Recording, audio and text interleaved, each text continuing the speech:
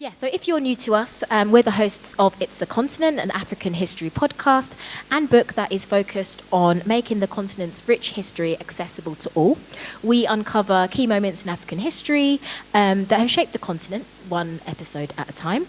And our episodes are bite-sized, perfect for history lovers and curious minds.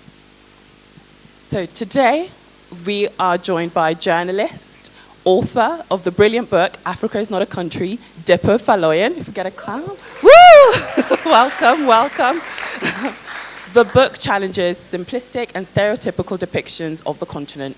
It's insightful, funny, and it's been called a necessary conversation starter. So Dipo, thank you so much for joining us. Thank you so much for having me. It's such a pleasure to be here, especially speaking to Astrid and Chinny. They are far too modest. They are the hosts of the award-winning podcast. It's a Continent, so definitely do check it out. It's really, really wonderful. So thank you so much for being here, and it's really, really lovely to get to speak to you all today. Amazing, thank you. So over the next sort of 45 minutes, we'll be discussing and delving into some of the themes you explore through the book. Do get ready, there will be an opportunity for questions and answers a little later.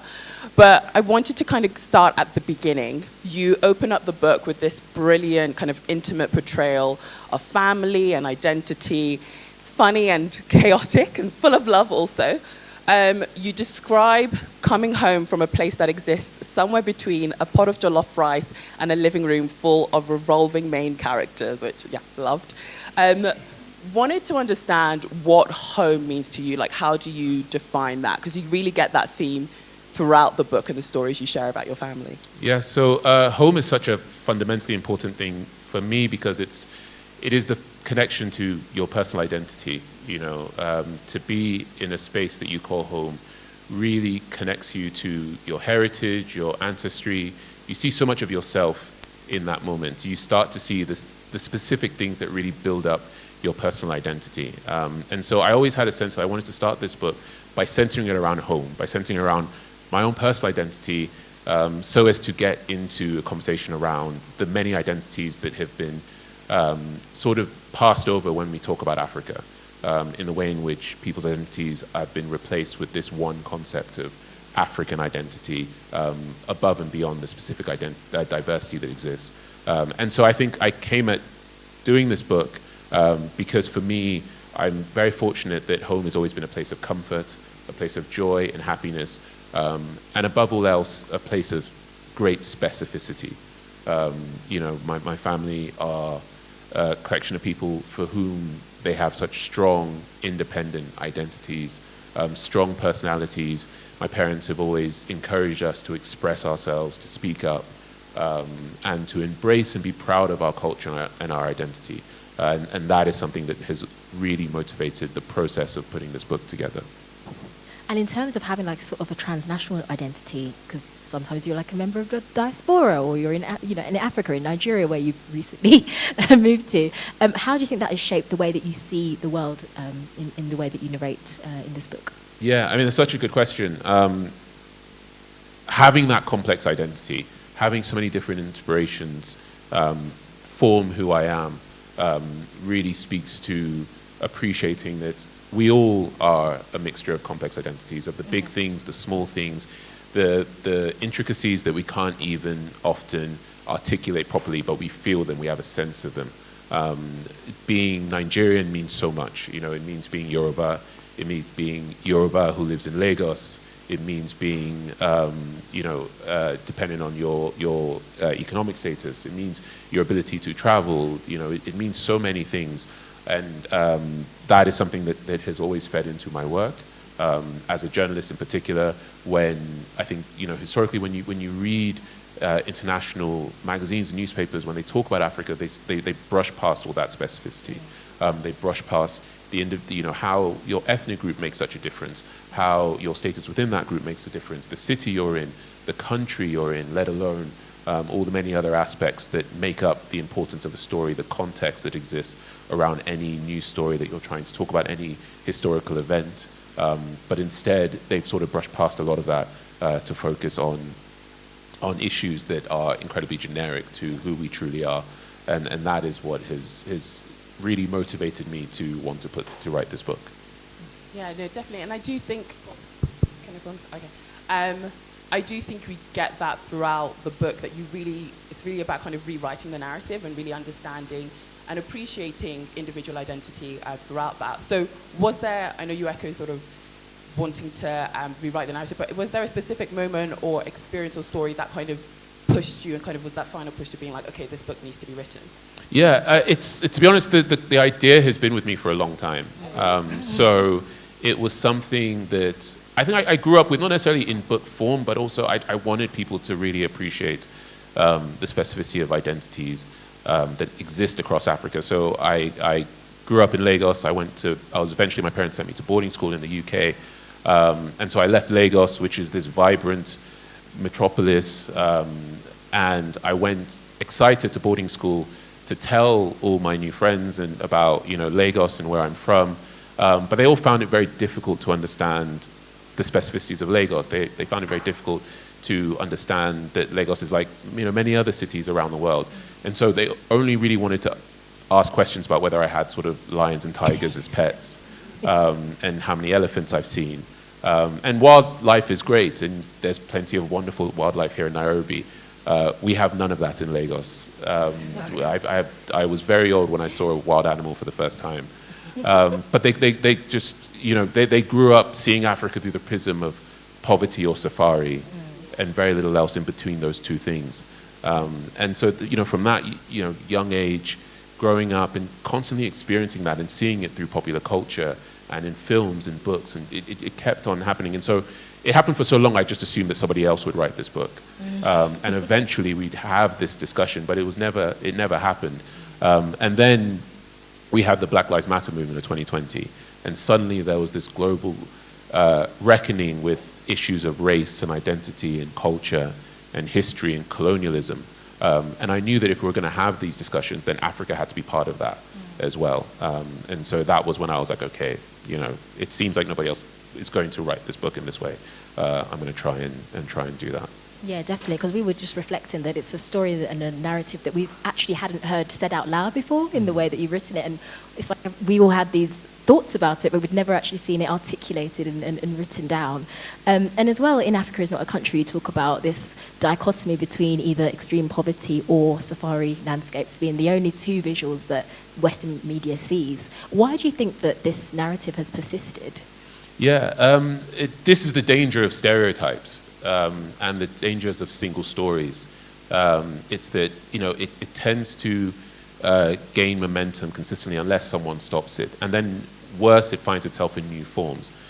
So the stereotypes began as a deliberate attempt by the colonialists back in the 1880s, after the Berlin Conference, when they had decided that they were going to go into Africa and steal the land and steal our resources.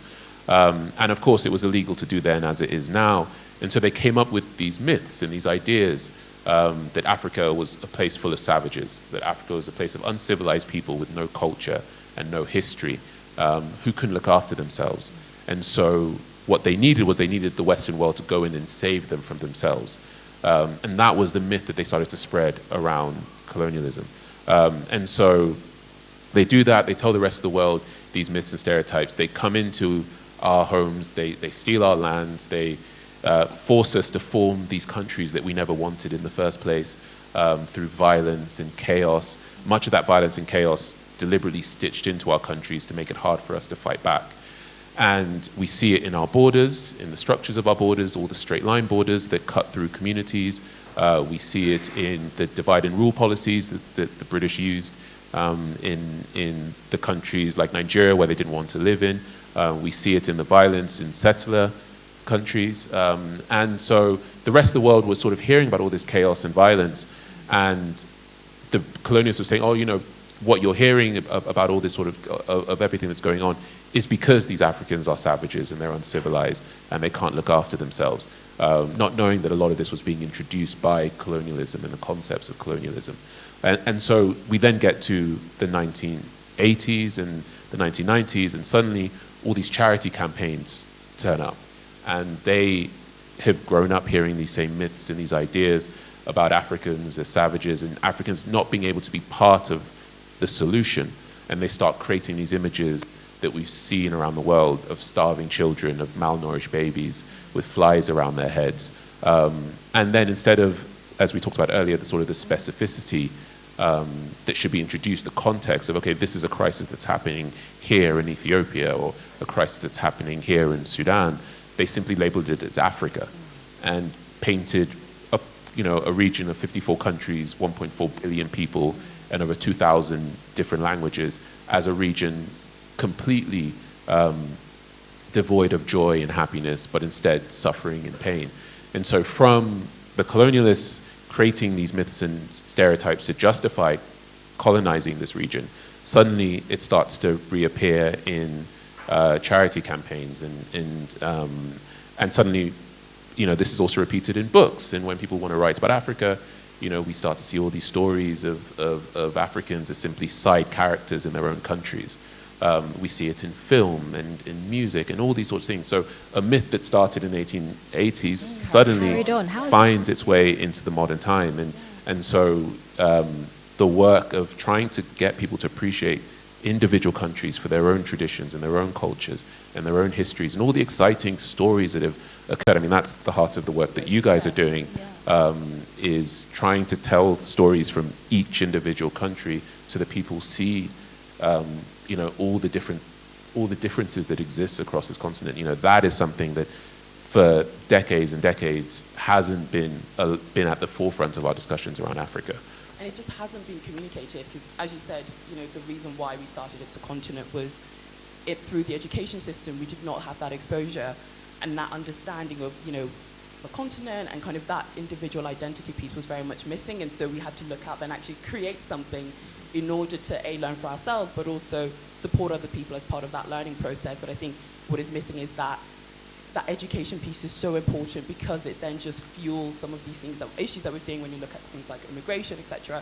And I think I completely agree with you. And I think we saw that when your book came out, it was such an important kind of element to kind of look at each of the stereotypes and actually where it stems from. Yeah. And you guys have found that people are really excited to hear about it, and to, from the reception from your podcast and stuff, that people want these stories, but they grew up not having access to these stories. And to your point around, coming into school in the UK and then having to share that, I had exactly the same experience. I moved to the UK when I was 7 from the Congo, and you're explaining to people, it's also just a country, and there are cities, and there's a road, it operates exactly the same way. I think one of the points that I kind of wanted to delve a little deeper was around this white savior industrial complex that you speak to.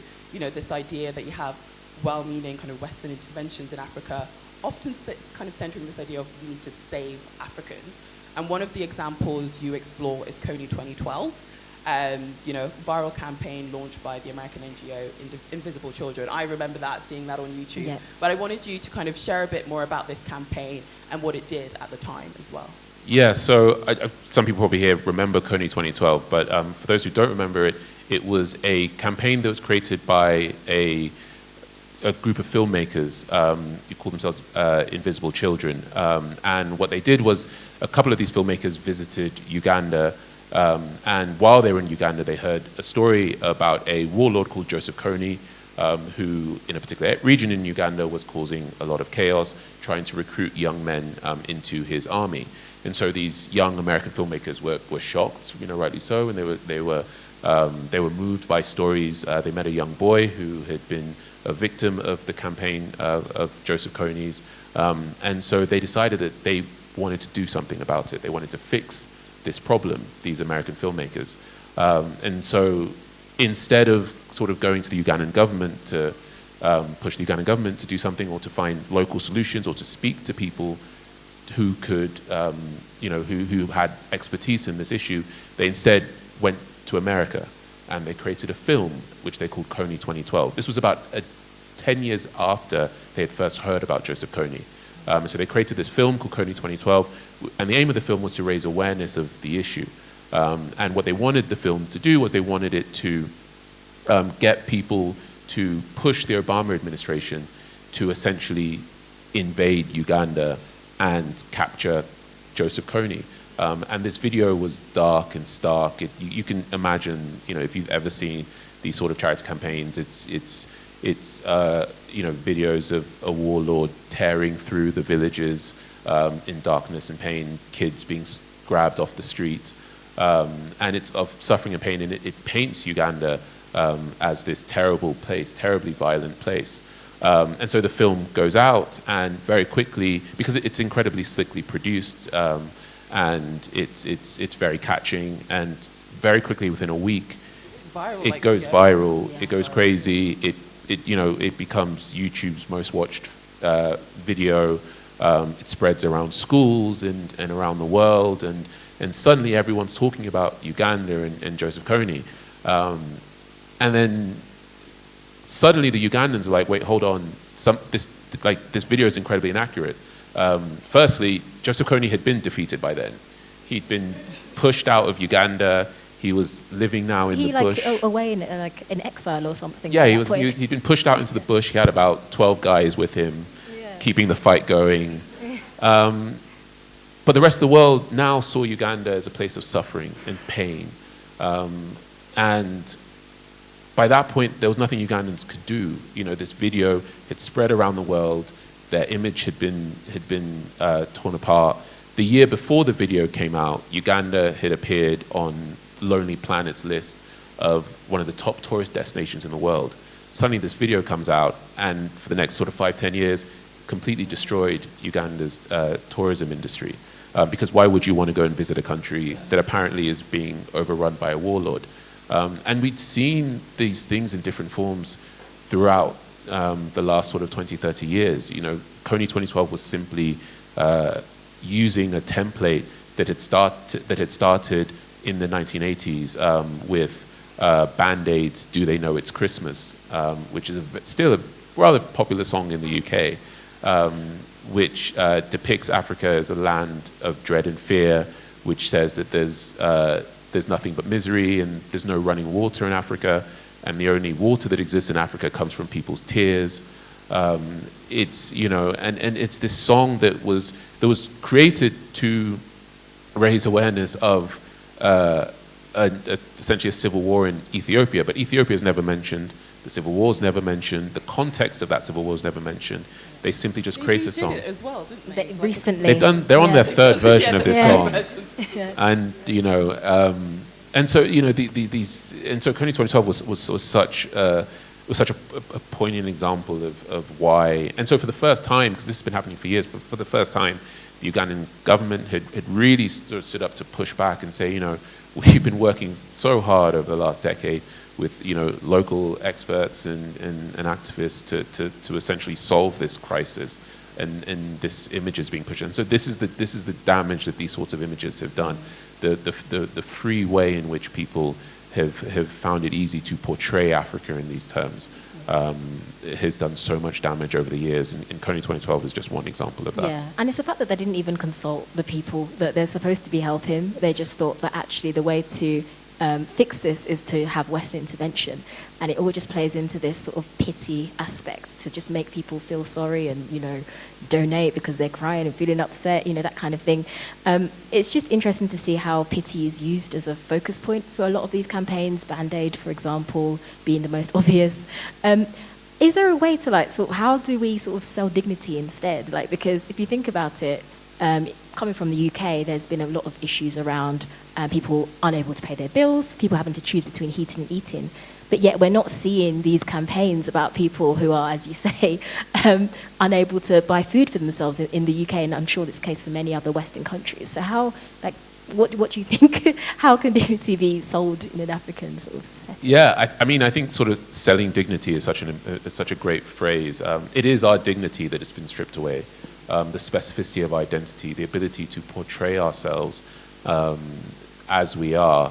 It's been, from colonialism to the independence era, to us as nations deciding to, we're going to make the best of the countries that we've inherited, to, enriching our specific new cultures and identities, and trying to make all these many different ethnic groups in one country work. And all that work, and we haven't been given the opportunity to essentially, go around the world and have our dignity appreciated. First, the most important thing, firstly, is understanding the history. And education is so key in these discussions. The UK is a place in which colonialism essentially isn't taught. The British Empire is just seen as this wonderfully pleasant trade initiation where the Brits came along and gave the world cricket, and the world and railways. and then the world said, "Oh, you can take our land with you. You know, it's the least we can do is give you all of everything," and that's the way in which empire is essentially presented in the UK. So, firstly, education is so key. Understanding the realities of colonialism, understanding how countries were created, but also not just colonialism, but also the pre-colonial era, is in sort of many of the stories that you guys tell. Understanding what existed before colonialism, understanding the realities of our countries, what was taken, the ethnic groups that were broken up. You look at the Benin Kingdom and the Benin bronzes, and understanding the artifacts and those artifacts that were stolen, and the ability of those artifacts to tell our stories ourselves. So education is so key, and everyone feeling a personal responsibility for reintroducing the context that has been stolen from our history. That, I think, will really go a long way in bringing back that dignity, and as well ensuring, and the sort of probably the most damaging thing that's been done is not allowing Africans ourselves to tell our own stories, and so wherever people can, giving a platform to people from across this continent to tell their own story, because as we are seeing in Nairobi at the moment, and in sort of the protests, people are passionate about their country. They're passionate about the future of their countries. They want to shape their countries in specific ways. We are not people who simply sit by the sidelines. And so understanding that, appreciating it, I think is really key in doing what you said, and in sort of selling our dignity. And I think for us especially, the experience we've had from an education perspective and the reception from schools, teachers, seeing teachers share some of our podcast content in schools as homework, and then students coming back to us, has been amazing. And it's a shame to see that that's still something that needs to be fixed. But for you, what has the reception been like from the book, from like an education perspective? Have you been able, have the opportunity to kind of go into school, kind of share that? Has there been anything that surprised you at all? Young people have surprised me. I think this is a generation of young people who are as comfortable having conversations around race, identity, history, and colonialism than any generation before them. Generations before them have sort of tied their identities to the great stories of colonialism that they heard. They've tied their identities to many of these statues that still exist across Europe. They see it as a personal insult that you would question the actions of their ancestors and how they operated across Africa and across the entire empire. Whereas young people, they don't see it that way. They are able to say, "Oh, that was a terrible thing that happened then, and we should know about that. We should, we should ensure that where similar mistakes are being made now, that we are responsible for, stopping that pattern from continuing." And that really is at the heart of the book, is trying to ensure that we don't keep doing these things into the future. It's raising awareness of what's happened in the past so that people can learn from these things, and we don't keep seeing these things continually repeated. So and the experience that you guys have had as well, seeing these things in schools, speaking to young teachers who are trying to change their curriculums in the face of quite serious opposition. There are a lot of people, across the Western world who don't want these things taught, who are way too comfortable in the world in which they grew up in.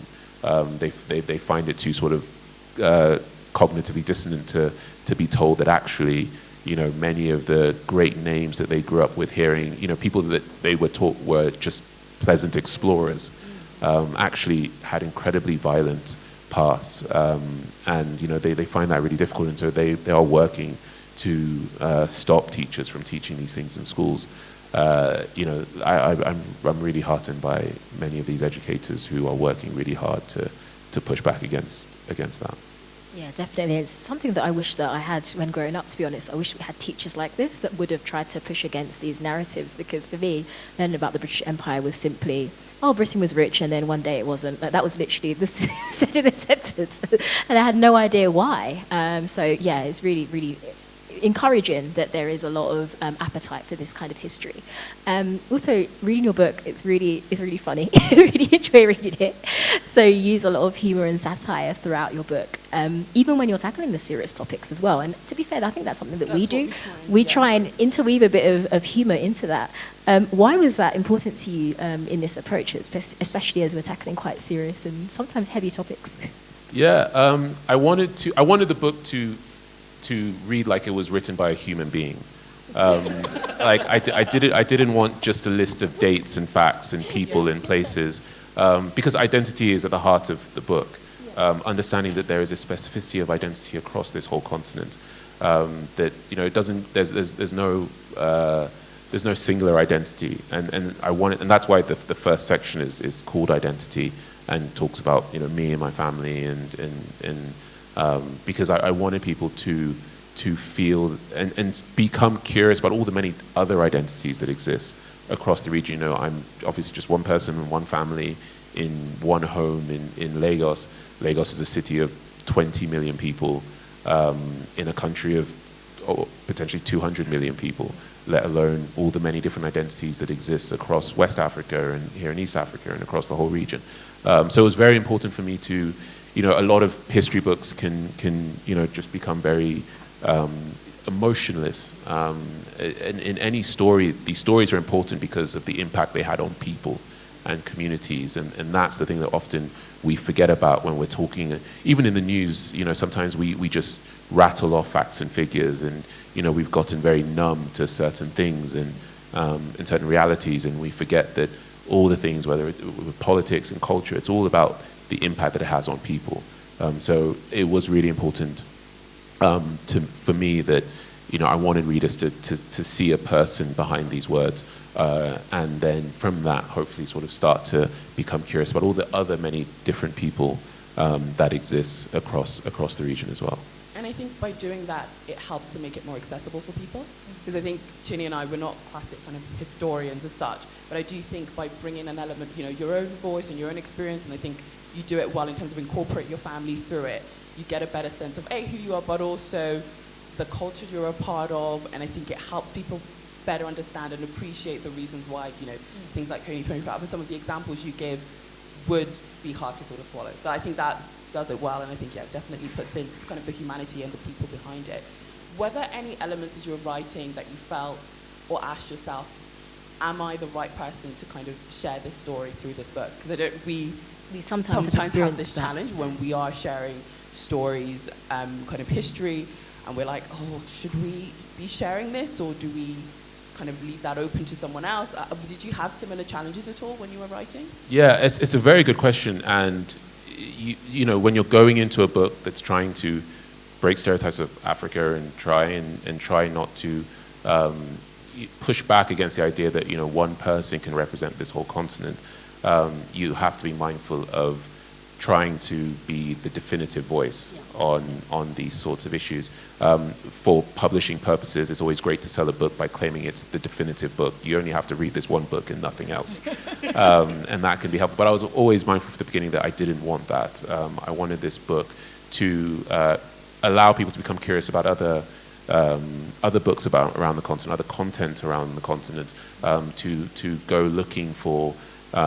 There's a section around popular culture and filmmaking across the region, and music and art. And so I wanted people to go away not relying on Hollywood's interpretation of Africa, but to go and look for local filmmakers and to go looking for local writers writing about their communities across the region. And so in certain sections, in certain histories, I try and sort of, as much as possible, quote, activists in that region, or try and point people towards the main actors in that place continually. So that was something that was always on my mind, and it was something that I tried by incorporating as many other voices as possible throughout the book. How do you guys find it when you... Yeah, I guess we do tend to. So sometimes we have had episodes where we make a deliberate effort to reach out to someone from a country within the continent. So when we spoke about climate change, we reached out to an activist based in Uganda to talk about that, because we know that there's a lot of countries within the continent that are disproportionately affected by climate change, or rather the climate emergency, to be honest. And we know it's disproportionately felt, so why not talk to the people that are actually living there and, you know, protesting about it, rather than sit in our sort of ivory towers. So we do make an effort to, whenever we have guests on, like, reach out to those working within the continent. I think just to your point, sharing resources, because there is so much in terms of gaps that you do have to go out there and do the research yourself and find out. So I think we try and share resources as much as can. So when we do an episode, in the show notes, there'll be all the resources that we use so that people can carry on, because there is not that kind of one space where you can learn and cover absolutely everything. And by no means do we also say that we're the definitive voice either. So we also say, please start here. You know, there's only so much we can do in like a half-hour episode anyway. So it's then like, okay, here are the resources. You go off and kind of do your work, because ultimately it's up to the listener to do the work themselves.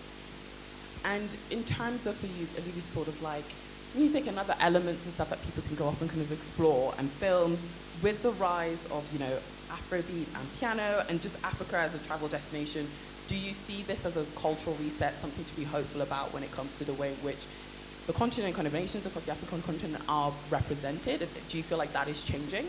Yeah, I think this is a great moment for this. I think we are seeing it. Afrobeat has made a big difference, but the biggest difference in West Africa, obviously, and it's sort of Nigeria and Ghana that are sort of benefiting the most from Afrobeats, because you have young people around the world, you know, rapping in Yoruba without any idea what they're saying, but that's the dream, right? Like, that's what you want to happen. And so it's that curiosity, and what's great about these artists is that they're proudly, you know, rapping in their native accents, in their own languages, without explaining what they're saying, with the recognition that there is a universal sense of having a good time and enjoying yourself, and community and friends and love and friendship and all these things. Traditionally, you know, it's been very difficult for filmmakers and artists to get global recognition without having to somewhat adapt their products to fit the what has traditionally been accepted across the world, you know, the sort of very traditional depictions of Africa. I know a lot of, you know, filmmakers or you know, people who make documentaries who've tried to sell their films about, you know, the day-to-day lives of their communities and their cultures, and then they're told that, you know, oh, this is great, but in fact, what we really want are stories of the real Africa. And whenever they say the real Africa, you know, we know what they mean by the real, or what they assume to be the real Africa. So I think this is a great moment, again, because it's coming alongside young people who want to talk about many of these issues. And so we have to try and capitalize on this. We have to all personally see this as something that, you know, we would all benefit from across the continent. That appreciation of our individual cultural identities. We've always appreciated each other for our diversity. We've always been fascinated by what's going on across the continent. You know, we've always been interested in development across the region and what other people are doing, even if it's from purely just a gossipy nature. We're fascinated by what everyone else is up to. But we would also benefit from the world seeing us as well in these ways, to be able to tell our own stories and present who we are to the rest of the world. Definitely, and I don't understand Yoruba that well, but I love Ashake. I have no idea what he's saying, but I'm aware. You don't need to understand it. He's having a good time is all you need to know. He's having a good time. His friends are having a good time. His mum has made it now. Yeah. She's good. It's all the music speaks for itself, for sure, and it's great also seeing lots of Nollywood films on Amazon Prime, Netflix. Like, it's completely reaching new audiences. Another interesting consequence of this, in a way, maybe could be like the tourism aspect. When people say go back to places like Ghana, for example, in Accra, they're really seeing rises in gentrification, for instance. How do we like sort of balance that with Also, it's like people do want to have a good time and come to the capital cities of these nations, but then also dealing with some of those aspects at the same time. Yeah, it's such an interesting question, and it's one of those questions that it's one of those issues that really is going to be a country basis. The nature of tourism to Nigeria is very different to that here in Kenya. Lagos has really put itself out there as the party destination in December only. And so it's Ghana has done the Year of Return campaign, trying to get people across diaspora to say, if you don't know where on the continent you were taken from, come to Ghana. This can be your home. And so that is sort of ongoing discussions around when you sort of set yourself up as Nigeria's doing a sort of party only. It's, parties can end.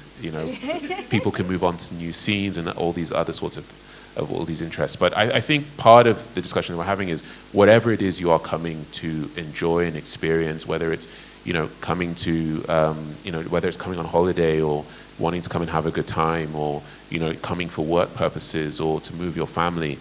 A lot of people have traditionally haven't wanted to do that at all because they've seen Africa in this one-dimensional way. They haven't understood the diversity that exists to say, this is a gigantic place. Whatever it is you want to experience is on the continent. Make sure you do so guided by the people on the ground. They will point you in the right direction. They will tell you where you should go and where you shouldn't go. And that's perfectly fine. That's how it works anywhere else in the world. And so as long as sort of we are given that respect, then I think that hopefully in the long run seeing more people coming to the continent will be a good thing. But that respect is needed. And I still have people who ask they want to work in the development space, they want to work for charities, they want to go and they want to come and help where they can. And I always say that I fundamentally don't have anything against people wanting to make a difference in the world. The book doesn't suggest that everything in Africa is perfect. All it says is that there's stories of great joy and happiness, there's stories of great pain and suffering, and there's everything that exists in between those two things. And if you are a person who has a particular skill set to go and help in situations in which there is suffering, then make sure, then feel free to do so. Just make sure that you're doing it guided by the people on the ground who have been working in this space, for a long time. And rather than the traditional way the West has done it of saying, right, we have arrived, everybody stop what you're doing, your saviors have come. That's what we need to change. But if we bring back that respect and that dignity, and people to come and say, okay, what's going on here? You tell us, you lead us. Do you even want us here right now? That is really by the time January comes in Lagos, it's like, okay, everybody go home now. It's enough. Thank you. And that's how Lagos works, but other cities will be different. And that's the thing that I hope that will change going into the future. Yeah, and I think people kind of having the opportunity and also wanting to come in and do that exploration is really important, and will hopefully support, I'm forever an optimist, I think changing that narrative that you kind of do through your book. But what would your advice be for sort of like young kind of artists, writers, and kind of creatives looking to rewrite that narrative kind of from the ground up? Is there any advice you would give? African artist space, yeah. Yes. Yeah, there isn't. I mean, we've always had great storytellers. We've always had great creatives across the region. We're not the problem in this, and we've. It goes back to many of these artifacts that we're talking about that were stolen. Many of them were storytelling devices.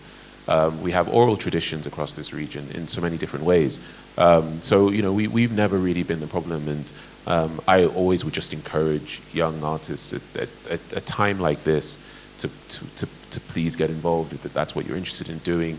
I feel that this is a great opportunity to proudly tell your story, to go out there and tell, and let it be fun. These stories of romance and love and loss, and the book I talk about two friends just going on a road trip and not really achieving anything. Not everything has to be big and profound, and you know, and some great story of your ancestors coming to speak to you. Like, it doesn't all, you know, it doesn't all have to be that. It can just be those stories of just everyday fantasy stories, whatever it is you want to do. You know, we've always done it, and so, you know, we're not the problem in this. But I would doubly encourage young people to take advantage of this moment where hopefully, you know, people are looking a little bit more towards the continent, to see what they have been missing for decades. And for me, this is an exciting opportunity. You know, this is a great moment. People shouldn't feel intimidated by this sudden challenging of what they grew up knowing. It's simply saying, you know, there is so much out there that to still explore, and you should be excited by that opportunity to explore this region and to explore all the many stories and culture and histories and the opportunities to think about, you know, going to visit or entirely moving to countries and regions and areas that you didn't know you could connect with on this level. It's a really, really exciting thing, and I hope we all sort of, you know, see it for that. When done right, and when, you know, each country is allowed to sort of dictate exactly how it works.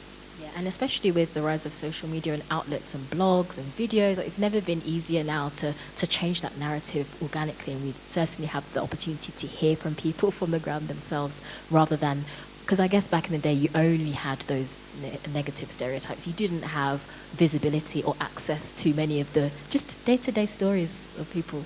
Yeah. So yeah, just to conclude our conversation, we'd love for you to share, you know, where the audience can find you, can follow your work, any upcoming projects or collaborations, and how people can get involved and stay connected. Oh, thank you so much. I mean, you know, the book is, please read it, get involved in it.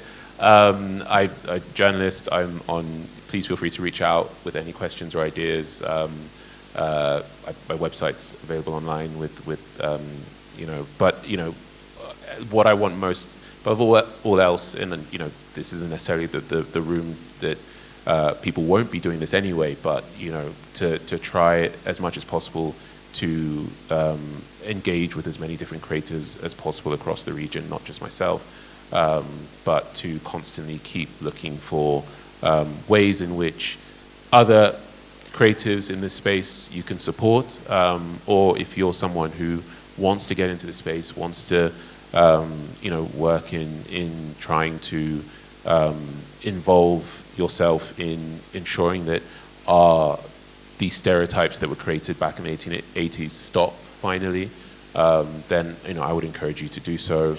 I'm constantly sort of thinking about, you know, ways in which we can continue to do this, whether it's through popular culture, news, politics, through fighting for our stolen artifacts back.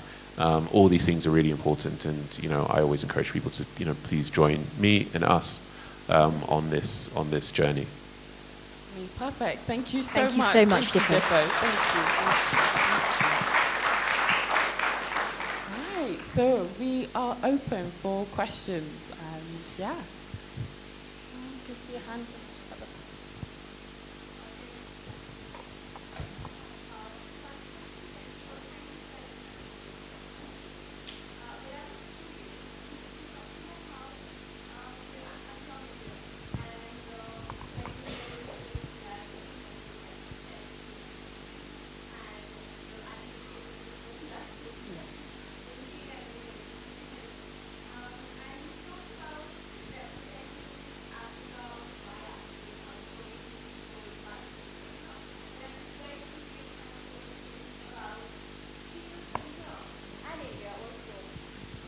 Going out into the world and representing other cultures, you know. So for me, I think that's also a very exciting thing to think about, because a lot of the knowledge centers are in what's geographically the West. And so even when you go there to study, you know, Pankaj Mishra has this, who's also going to be here today, by the way, he has this term where he talks about this ghettoization of knowledge. So what you're allowed to talk about and what you're allowed to represent. And so I'm curious as to what your insights are about that, because I see a lot of literature coming out of the diaspora that's in the US, in the UK, and they're talking about their experiences there. But it's not a gaze that's completely reversed. It's still a gaze of someone from Africa who's there. It's still a gaze of someone from India who's there. So what about a reversal of gaze? You know? Where we can tell like the Western story in that way. Yeah, I think, I mean, it'll be great the day that, we've traditionally, Western news organizations have happily sort of sent reporters who've never been on the continent ever before to suddenly become the, East African correspondent for the New York Times or something. I'm pretty sure that correspondent is Kenyan, so that's fine. But other organizations have done so. And so it'd be great when suddenly, we have great insights, we have great ways of analyzing, and we have our own experiences. We should as well be given the opportunity to go and be a part of those discussions as well.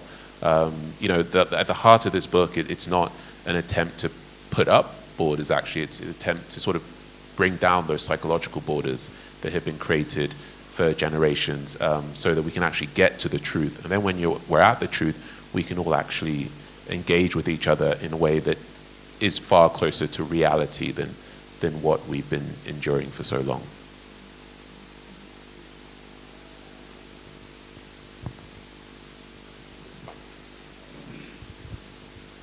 Hi, thank you so much. My name is Michael. I just have a question that might be a bit rambly, but it will get there.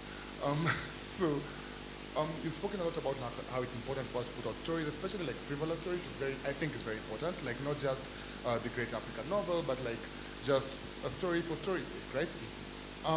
But also on putting the stories out there, I feel like there's a lot that has been placed on the writer or the person, like just put it out, that will be okay, right? But as you know, even your own book went through multiple editors, was put out by someone who was like publishing, did some marketing, there's a lot of stuff that then makes a story successful, makes a story like get out in the world. I was wondering if you had any ideas around like that stuff and how a writer can make it easier for them, even in a situation where, for example, Penguin, who've been putting out stuff, have been around for 100 years, right? Even a frivolous magazine like Vanity Fair has been around for like since 1914. So like here on most African, even Nollywood, right, which you pointed out, like have a history of like putting out like hundreds of like really bad movies, right? And then there's like one that's good, right? Like there's a culture of like just put out, like there's something behind and now this story is the important story becomes like a thing, right? So I was wondering if you had, I know we can't solve the industry here and I don't expect you to, I was wondering if you had any ideas around how a writer can make it easier for themselves. Now you have a piece of work, like what are some ways you can make it easier for yourself, like now get it out there and get it successful? Yeah, it's a good question. I don't know whether you guys have any thoughts on this as well. The reality at certain industries is that money is important. You need that sort of investment in industries, which is part of the reason why I think this is important, is because there is a lot of money in the publishing industry and film industry, and it's good if some of that money comes here as well. Nollywood works because these are incredibly cheap films to make, and they are made incredibly quickly. And so they can be sort of churned out really, really quickly, and that is help. And I think what you're saying about sort of quantity and the luxury of quantity, the luxury of being able to try and fail and do all the things is certainly something that I want to see introduced in this industry. And so I guess part of maybe when you sort of ask about sort of advice for young creatives, also for people who are looking to invest in industries as well, I think the creative industry is a really important industry to invest in, investing in young writers, investing in young filmmakers, and for those trying to tell their stories.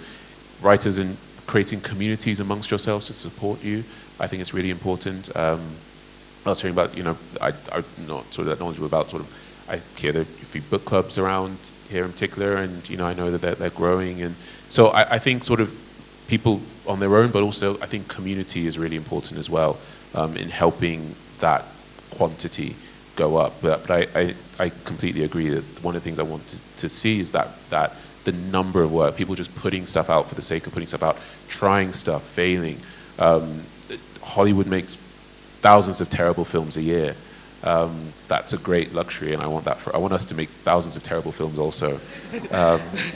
Let's do that too, and let's have that freedom. And one person's film doesn't have to represent their whole community. It's not, one bad film isn't okay. Well, then let's not give any more, because that was some of the burden that I know even I had when I was writing, and probably for you guys as well, was that fear that if this doesn't work, the publishers will say, well, books about Africa don't work. Don't work. So no other author will get another shot for another 5 years until someone lucks onto something, and you have that responsibility that we shouldn't have to carry as well. No, definitely. And I think for me, I echo your point around finding that community. I think for us, getting into sort of publishing and becoming authors started out through our podcast and actually developing our own community through there and actually finding people who resonated with our message and really wanting to learn more in that sense of discovery. And so the opportunity then, when the opportunity came to write a book, that community followed us with us. So I do think building that community, whatever shape or form that takes, it doesn't,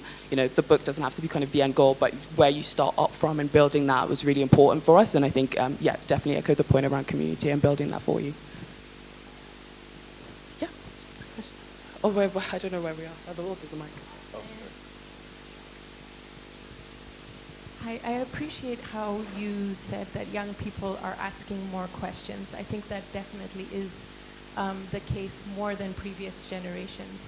Something that just gave me pause for thought as you were talking was, people of my parents' generation their identity is defined by struggle, by togetherness of some, because they're resisting something. And so their identity comes from that. And then they pass on to us, we're going to give you the best lives you can get, so go and learn English. You don't need to speak your native language. That's not what's successful. Go and be the best you can be. And when we're the best we can be, we are the best by Western standards, right? We have the houses, the money, and then we, like for my children, I want that for them as well, but they're getting further and further from the identity that is our root, right? So my children ask me, well, you're talking a lot about your home, my home. It's supposed to be my home. I don't identify with it, right? So I guess my question is, how do we navigate this little slip of an identity crisis of sorts where we are coming back to say, hey, be proud of yourself. We are all different. All of us here in this room are different, yet we are speaking the language that we have been taught by our colonizers. That's the only way that we can communicate, right? So I just, as I heard you talking, I was like, well, we are encouraging ourselves to build community and find, the commonalities within each other, yet we are very different, yet our kids are kind of like, who am I, right? I don't know what kind of question that is, but I hope you can do something with it. No, it's a conversation really, and the sort of conversations that, it's great to be here and to have with you all as well. And I recognize that for my parents' generation, it was all about, the sense of survival, the sense of creating that, okay, there's this new country, we identify mainly within our ethnic groups, and there's this sort of struggle between what are we going to be, what is on, the fight for patriotism, all these things, all these sort of day-to-day things. And then by the time we, came around, a lot of the things that you suggested were not their priorities again. It was, right, go out into the world, and so you have generation parents who didn't speak, in Nigeria in particular, didn't speak their local languages to their kids because the West had sort of said, well, there's nothing good here. So, if you want to succeed, you have to then just go to the West. And that was really the thing. And now that is sort of shifting, and we're seeing that changing dynamic across, many countries and many young people. And so these are part of the conversations, and why this conversation generally, I think, is really, really important, is because I think it starts to, when we are given that dignity back, that respect for identity, and our identities are being celebrated around the world, then you are going to see more and more young people in particular wanting to showcase that identity, being proud of that identity, being given the opportunity to push that identity around the world. I think that makes so much difference for preserving our own cultures as well, and not allowing the West to dictate that to us. I think is that, especially around the sort of the 80s, the 90s, it was just such a shame in the way in which our identities were shrunk. And it felt like a losing game, trying to fight back against this onslaught of images, and it seemed incredibly difficult. And so, which is why I think it's really important now that we reclaim that we reclaim the narrative, and we ensure that more generations don't grow up in that same environment. And, I think that the world will benefit from our diverse cultures being celebrated around the world. Yeah, and I'd say it's a similar story for me. So my parents moved to the UK in the early 90s, but they were from different ethnic groups within Nigeria. They never spoke their languages. They only spoke it to their relatives, never spoke it to us at home. But I guess you then had a bit of an identity crisis later on, maybe as a teenager. But I suppose it was then forging that third identity, in a sense, like a different culture that is that hybrid. And that is actually a new identity that should be celebrated. And I think that commonality within that new culture is also a lot of people feeling this way. So that sense of community and understanding that actually I'm not the only person feeling like this can then help within tackling that particular identity crisis issue. Yes. I just have first of all, thank you all so much. That talk was very insightful. I just wondered if there were any topics or untold stories from the continent that you'd like to explore in a second book. And then what would those be? That's very good. Should we take a couple of more questions and then we'll answer them together? We'll take a few, Just so we're running out of time. So thank you so much for the talk. My question is based on lived experiences. For context, when you spoke about... Oh, you can hear me? So my question is on lived experiences. When you spoke about how you were taught history, it's very different from how I was taught about the history of colonialism, being a Kenyan who grew up in Kenya and was taught history in Kenya. When you create content, whether a book or your podcast, how do you ensure that you capture the different lived experiences among Africans, so that it's not just the story of Africa, but the lived experiences of Africa from different regions? Because at some point when you say you're taught colonialism is minimized, for those of us who grew up in Africa and learned history, it's not similar. We can't relate to that because our view of colonialism and the negative impacts are actually maximized. So how do you ensure that you capture all these differences so that we can all relate to each other's stories? Let me just quickly maybe answer these two, because I think they're quite similar in a way I would look at it. My particular interest sort of going forward is probably getting more focused on Nigeria and our history and our culture. Also the independence era, and just that interesting period of time where suddenly you've won a country that you didn't want in the first place. Okay, how does that now work in building it and creating identity? And I think that the main way of solving, the problem that you're having also is ensuring that people are staying within their own lanes, I guess, in that way, making sure that you are writing out of a sense of expertise.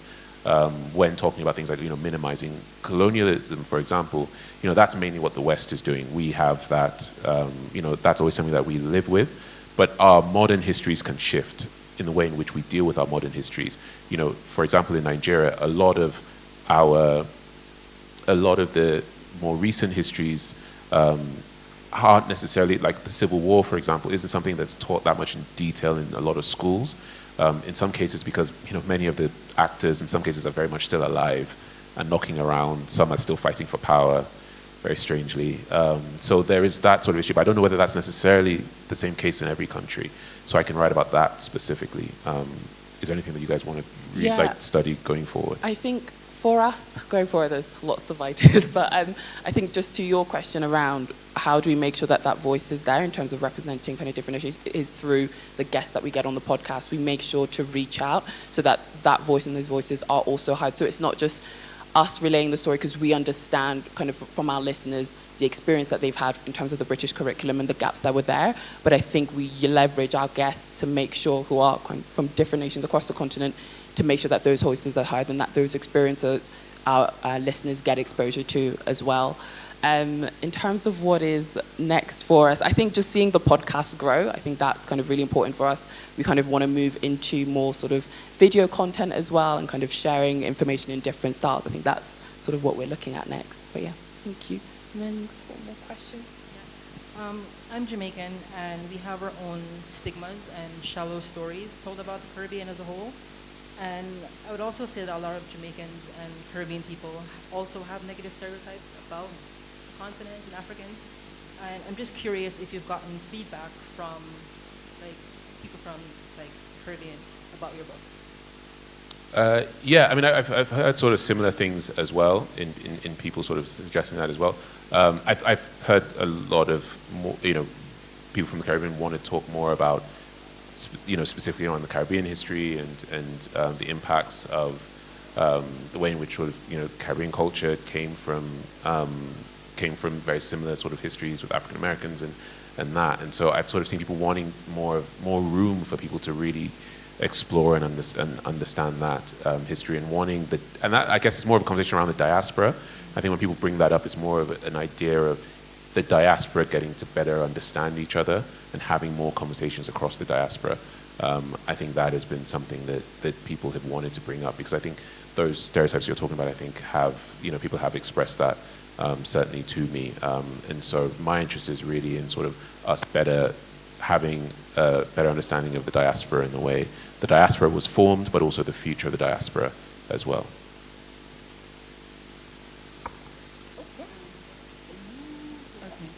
I have two. Maybe you can pick one. One kind of looking behind and one looking forward.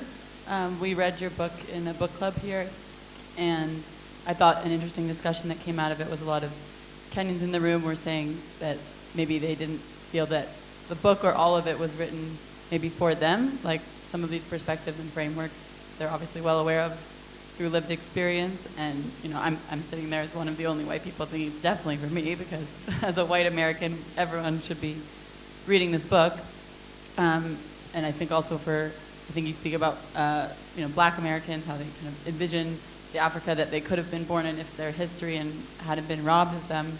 And so I'm kind of wondering, obviously, I'm sure for everybody, but who did you really hope and envision would read this book? When you were sitting there writing it, who did you see their life maybe changing or their mindset shifting? And looking to the future, I think when you talked about all of the authoritarian regimes and the different phases of resistance struggles, how a lot of revolutionary leaders then kind of became perpetuating harm in that way of still holding all of the resources to them and those families, even though they were revolutionaries at one period, and now there's all these youth movements throughout the continent struggling for a different kind of independence and a different kind of future through this collective action. What are some of those main lessons you saw in the various youth movements that you spoke about? I think it's really relevant to what's happening in Kenya today, so I think it's just wondering what you think. Yeah, the book, when I was sort of writing the book, I wanted it to be for anybody who's curious about Africa, anybody who is willing to reshift what they grew up understanding. Breaking the stereotypes of the continent isn't something that we do amongst ourselves. It's really for the Western world to stop doing. So, in that sense. But, I don't know, and again, this is sort of from more of a Nigerian perspective, we haven't really taken the time to really sit and think about everything that we've been through as a country, the creation of our country, the reality of how each individual, why our ethnic groups were put the way they were put together, why the borders were created the way they were created, why in particular, were the French different to the British, to the Germans in the way in which they operated their colonial empires. And so, for anybody within the continent who's interested in some of that history, and many people know that history for their own countries maybe, and they might be interested in what it's like and the dynamics in other countries, I think, it offers that.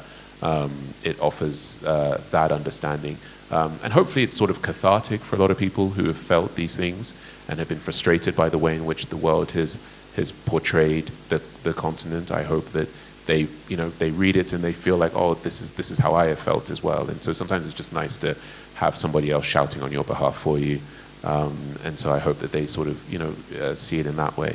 And then again, I end the book talking about the youth movements that we've seen over the last few years. And I think that we can learn a lot from that sort of independence era. In many cases, the first people who got the opportunity to rule, many countries across the region were freedom fighters, people who were far better suited to the battlefield than they were to running a government. And many of the mistakes that they made in that time, we've seen a lot of youth movements think about that For example, the cult of personality, lifting up one person as the great savior of this movement and the great face of this movement. And, instead, what we've seen in recent years, I know we've seen it in NSARS, and I feel like it's been the same here, is collectivism. Everyone having a role to play, everyone being involved, rather than one person being your great leader and savior.